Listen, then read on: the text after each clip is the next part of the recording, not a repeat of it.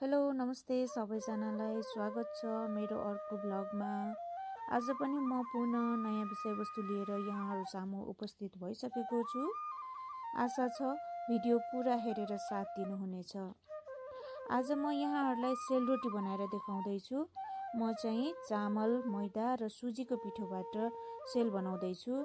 यसका लागि चामलको पिठो, मैदा र सुजीलाई बराबरी मात्रामा लिएर त्यसमा थोरै बेकिङ सोडा, स्वाद अनुसार चिनी र तेल राखेर राम्ररी चलाउँदै पिठो माड्ने अनि तातो पानी हालेर पिठोलाई चलाउने।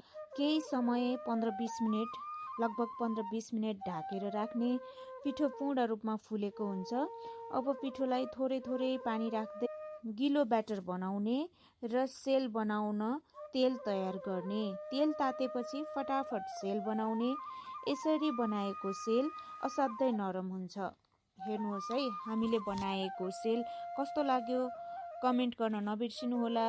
यहाँको सल्लाह सुझाव र प्रतिक्रियाको प्रतीक्षा रहनेछ। धन्यवाद।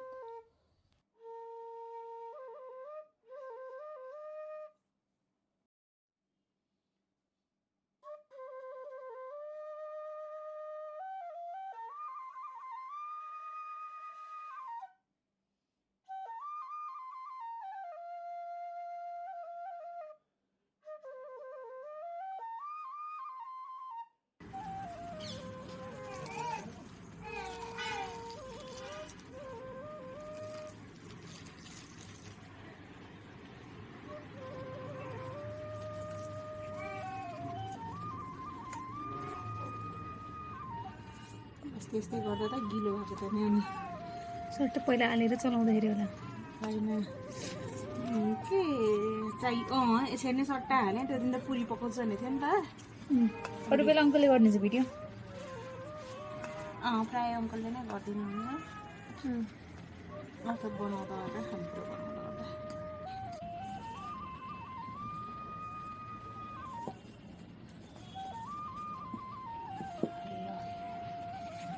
अहिले अब यतिकै छोडिदिउँ यसलाई।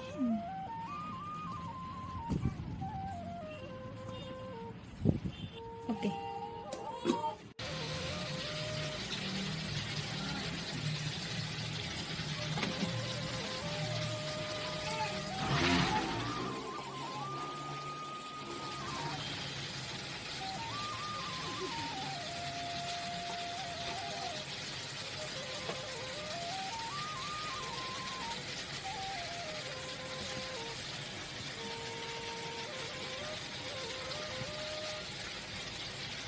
ब्याकग्राउन्डतिर धेरै नजाओस्, क्लोजअपमा।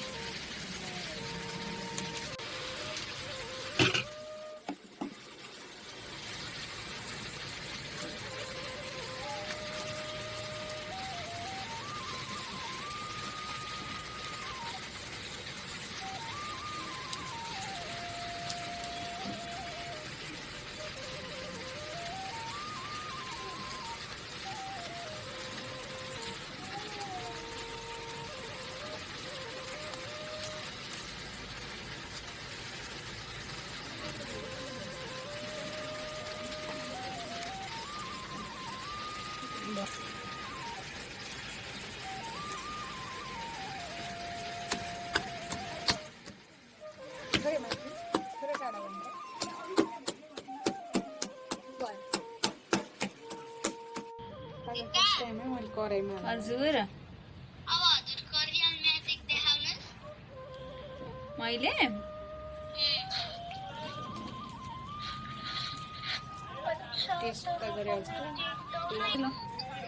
भन्नुपर्छ के गर्नुपर्छ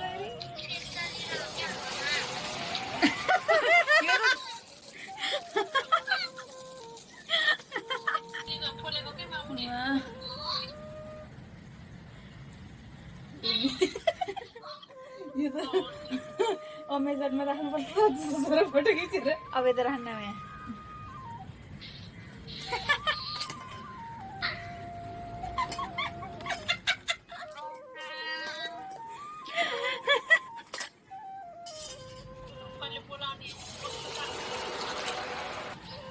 रोटी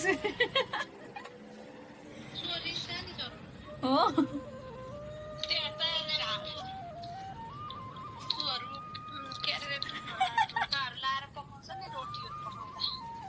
वाह, यो सुँगुरको नाक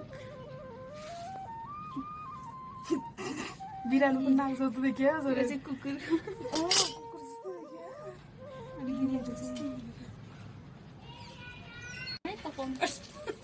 यो फर्काउनु फर्काउने बेला चाहिँ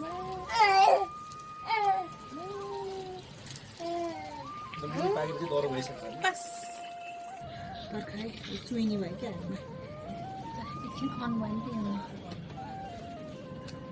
मैले भिडियो गरिदिएँ दिदीको भरे युट्युबमा हेर्न पाउनु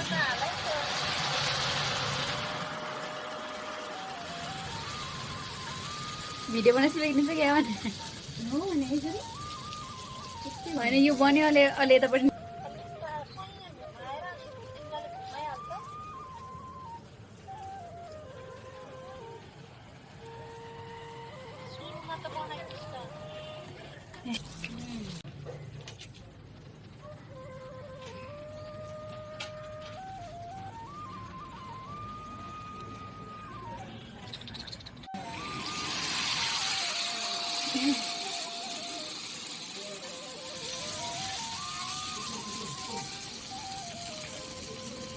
त्यसरी दाउरा हाल्दा चाहिँ आधी भाँचेर दिनु परेन नि त कोही कोही चाहिँ अब अलिकति टुक्रा मात्रै खान्छु भन्ने हुन्छ होइन अथवा कोही चाहिँ एउटा मात्रै खान्छु भन्ने हुन्छ नि एउटा मात्रै दिन अप्ठ्यारो हुन्छ नि त त्यस्तोमा साथी पनि हालिदिन मिल्छ नि त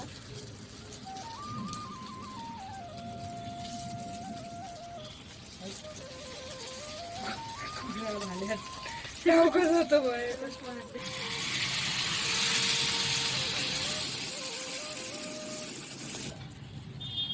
अस्ति बिसप कराइले दिएको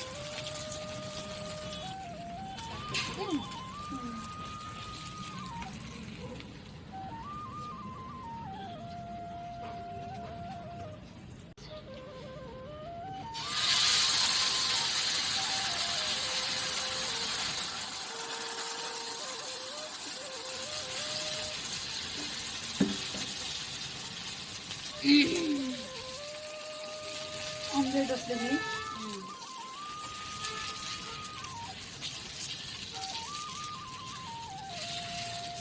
तर बच्चाहरू चाहिँ छुट्टै हुने घर नै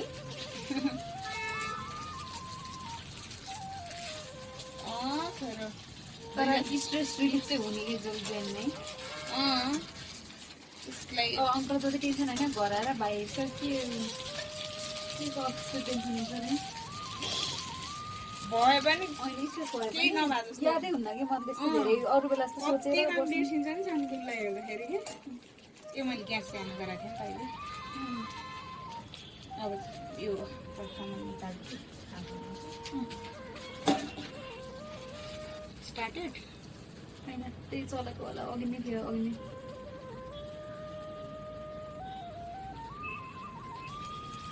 हात चाहिँ सफा थियो हात चलाए पनि केही फोहोर थिएन अरू फोहोर भए पनि झिक्ने त अब बन्द के स्टार्ट गरौँ अब चाहिँ ग्यास बन्द गर्ने अनि यसलाई चाहिँ प्यानसँगै झिक्ने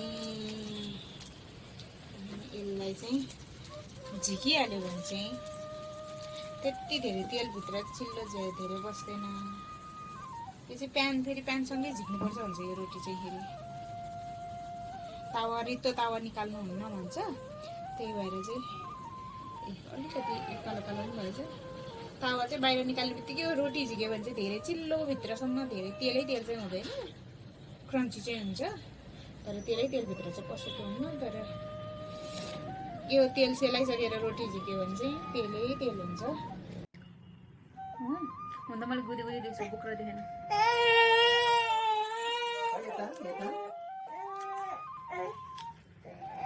तिम्रो लागि नै अन्डा पाक्नु लाग्यो पर्खामा मानी भयो अहिले त्यो दामी भइरहेको वाह